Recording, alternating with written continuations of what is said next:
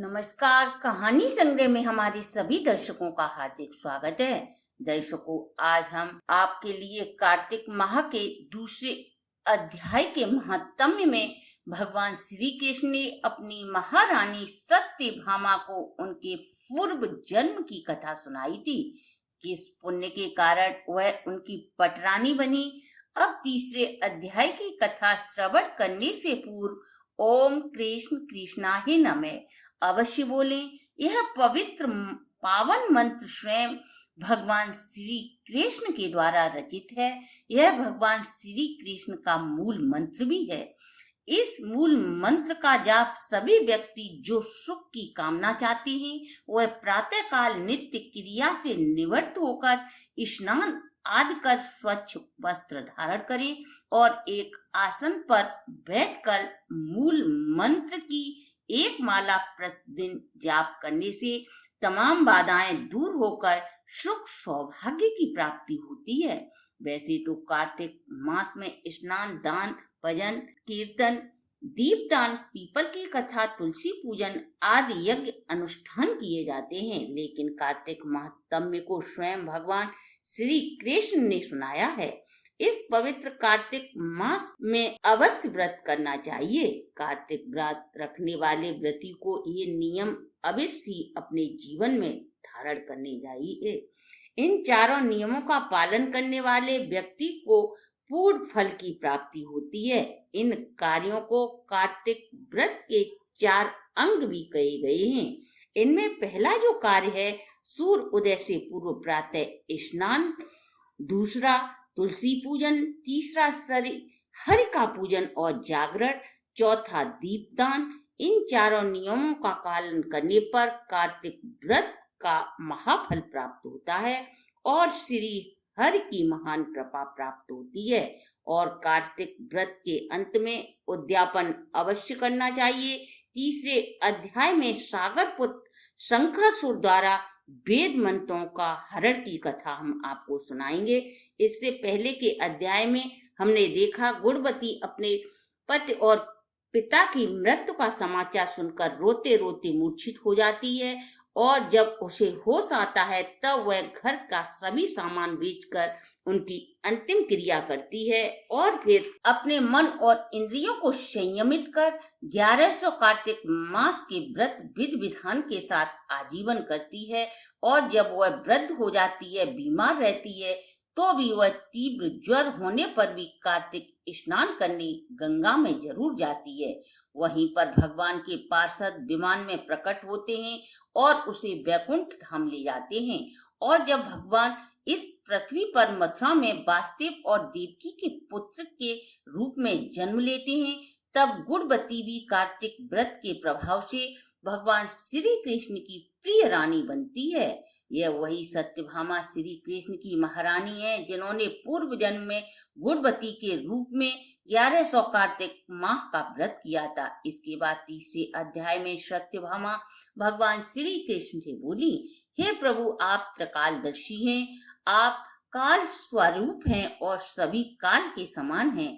फिर आप कार्तिक मास को ही इतना श्रेष्ठ क्यों मानते हैं? हे देव, सब तिथियों में एकादशी तिथि को ही आप अत्यधिक प्रिय क्यों मानते हैं? तब भगवान श्री कृष्ण बोले, हे कांते, तुमने बड़ा ही श्रेष्ठ प्रश्न किया है। इस विषय में एकाग्रचित्त होकर राजा वेणु के पुत्र पृथु और महर्षि नारद जी का समस्त संवाद सुनो। इससे पहले महाराज पृथु ने नारद जी से कार्तिक माह के महात्म्य की कथा सुनाई थी। नारद जी बोले, पूर्व काल में सागर के पुत्र शंखासुर नाम का अत्याचारी राक्षस था। वह बड़ा भी बलवान था।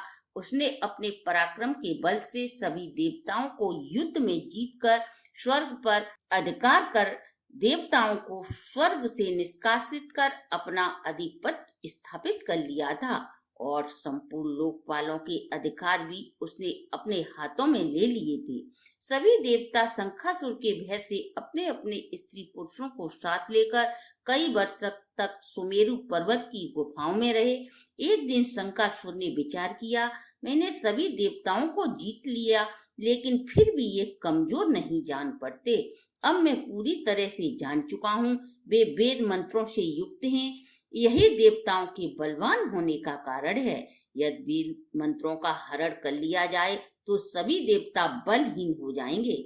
यही सोचकर शंकासुर सत्य लोक में चला गया। उसको सत्य लोक में आता देख श्रीहर सभी बीज मंत्रों को छुपाकर समुद्र में छिप गए। अब शंकासुर वेद मंत्रों को ढूंढता हुआ क्षीर सागर में पहुंचा, जहां पर श्रीहरि सो रहे थे। उसके मन में चोरी की प्रबल इच्छा थी। वह वेदों को चुराने लगा तो बीजों सहित सभी वेद मंत्र भी उसके भय के कारण पानी में इधर उधर छिपने लगे। तब शंकासुर उन्हें खोजता हुआ समुद्र के अंदर विचरने लगा, परंतु उसे सभी वेद मंत्र इकट्ठे नहीं मिले। उधर ब्रह्मा जी समस्त पूजा की सामग्री लेकर सभी देवताओं के साथ वैकुंठ लोक श्री हर की शरण में गए। भगवान को जगाने के उद्देश्य से ब्रह्मा जी सभी देवताओं के साथ मधुर वाणी में गायन वायन के द्वार धूप दीप से बार बार श्री हरि की स्तुति करने लगी। उनकी पूजा से संतुष्ट होकर श्री हरि ने नेत्र खोले। तब सभी देवता सूर्य के समान क्रांति वाले भगवान श्री हरि के दर्शन करते हैं। इसके बाद सभी देवता षोडशोपचार से श्री हरि का पूजन करते हैं और साष्टांग दंडवत कर पृथ्वी पर लेट जाते हैं। तब प्रसन्न होकर श्री हरि बोले, हे देवगणों, मैं तुमसे प्रसन्न हूँ। आपका क्या मनोरथ है, मैं अवश्य ही पूर्ण करूंगा। और बोले, अश्विन शुक्ल पक्ष की एकादशी से लेकर देव उठनी एकादशी तक जो मनुष्य ब्रह्म मुहूर्त में प्रातः काल स्नान आदि कर मेरा पूजन करेंगे वह मुझे प्राणों से भी अधिक प्रिय होंगे। पाद्य अर्घ आचमनीय आदि जो भी सामग्री पूजा हेतु लाए हैं वह अत्यंत गुणकारी होकर तुम्हारे लिए उत्तम फलदायी होगी। मुझे सारी बातें तुमसे ज्ञात हो गई। शंकासुर जिन वेदों को हरण कर ले गया है उन सभी के साथ शंकासुर अभी जल में ही स्थित है। मैं शंकासुर को मारकर समस्त वेदों को ले आऊंगा। भगवान श्री हर विष्णु कार्तिक माह का मातम बताते हुए कहते हैं, अब से लेकर सभी बीज मंत्र सहित हमारे वेद शास्त्र प्रतिवर्ष कार्तिक मास में सदा जल में निवास करेंगे और मैं मछली का रूप धारण कर जल में रहूंगा। तुम सभी मुनियों को साथ लेकर मेरे साथ आइए। इन दिनों में जो भी मनुष्य प्रातः काल स्नान करेंगे वे निश्चय ही यज्ञ के समान फल को प्राप्त करेंगे। जो कार्तिक माह में रात्रि के अंतिम पहर में स्नान करते हैं वे निश्चय ही अच्छा फल को पाते हैं। वह अज्ञात में अमृत स्नान का फल प्राप्त करते हैं। जो भी मनुष्य कार्तिक मास में नियमों का पालन करते हैं वो मेरे ही लोक में निवास करते हैं। हे वरुण, तुम इनकी समस्त आपत्ति विपत्ति से रक्षा करना और उनकी पुत्र पौत्र आदि धन देकर संपन्न रखना। हे धनपति कुबेर, तुम लोगों को धन धान्य से भरपूर रखना, क्योंकि कार्तिक व्रत करने वाला जीवन से मुक्त हो जाता है और वह मेरा ही स्वरूप धारण कर लेता है। हे अनंत देवताओं, जो जन्म से लेकर मरण तक इन नियमों का पालन करता है वह तुम्हारे द्वारा पूजनीय होगा। एकादशी के दिन तुमने मुझे निद्रा से जगाया है, इसलिए यह तिथि परम पवित्र है। यह तिथि मेरे लिए परम प्यारी है। हे देवो, विधि पूर्वक किए गए ये दोनों व्रत प्रत्येक प्राणी को मेरे समीप पहुंचा देते हैं। इस व्रत के समान न कोई तिथि है, न दान है, न कोई व्रत है जो मेरे समीप व्रती को पहुंचाए। इससे आगे का वृतांत चतुर्थ अध्याय में सुनेंगे। यदि आपको हमारा ये वीडियो अच्छी लगी हो तो आप हमारे चैनल को लाइक, सब्सक्राइब और शेयर करें।